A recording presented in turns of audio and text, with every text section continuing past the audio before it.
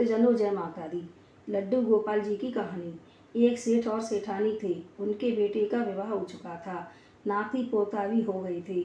एक दिन सेठानी बोली कि बहू, मैं कुछ दिनों के लिए मायके जा रही हूँ, सो तू मेरे लड्डू गोपाल जी की सेवा कर दिया करना, नहला दिया करना और पूजा खाना खिला दिया करना, पूजा कर दिया करना। बहू ने कहा कि ठीक है माताजी, आप चली जाओ। सास मायके चली गई। दूसरे दिन बहू ने अपने बच्चों से कहा कि चलो बच्चों, मैं तुमको नहलाती हूँ, लड्डू गोपाल जी को भी नहलाती हूँ। अब बहू पहुँची लड्डू गोपाल जी के पास और बोली, चलो गोपाल जी स्नान कर लो। गोपाल जी नहीं उठे। उसने ऐसा कई बार कहा कि चलो गोपाल जी स्नान कर लो, चलो गोपाल जी स्नान कर लो, पर गोपाल जी नहीं उठे। तब उसको क्रोध आया और उसने डंडा उठाया कि गोपाल जी, सास घर पर है नहीं, सारा काम मुझे ही करना है, खाना बनाना है, कपड़े धोना है और सारे काम मुझे ही करने हैं। ऊपर से तुम नखरे कर रहे हो, चलो जल्दी, नहीं तो मार पड़ेगी, मैं तुमको डंडे से मारूंगी। इतना सुनकर गोपाल जी एक छोटे बच्चे के रूप में आ गए और ठुमक ठुमक कर नहाने के लिए चलने लगे। अब तो ऐसे ही उसने लड्डू गोपाल जी को खाना भी खिला दिया।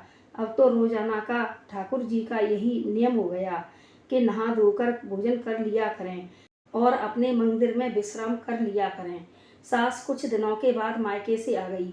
दूसरे दिन सुबह पूजा करने गई तो ठाकुर जी को बड़े प्यार से नहलाने लगी। तब बहू बोली कि माताजी, लड्डू गोपाल जी तुम्हारे सामने ज़्यादा नौटंकी करते हैं।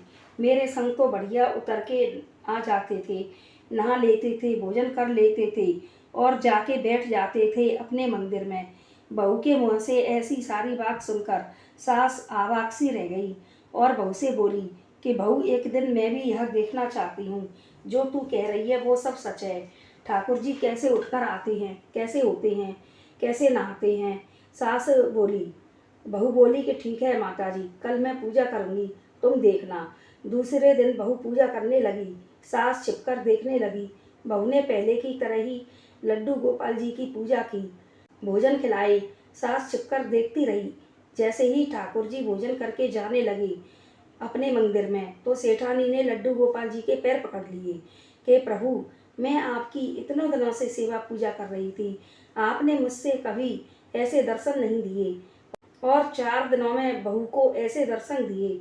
तब गोपाल जी बोले कि सेठानी, तू तो ज्ञानी है, मुझे पहचानती है, और यह अज्ञानी है, मुझे साधारण मनुष्य समझ रही है।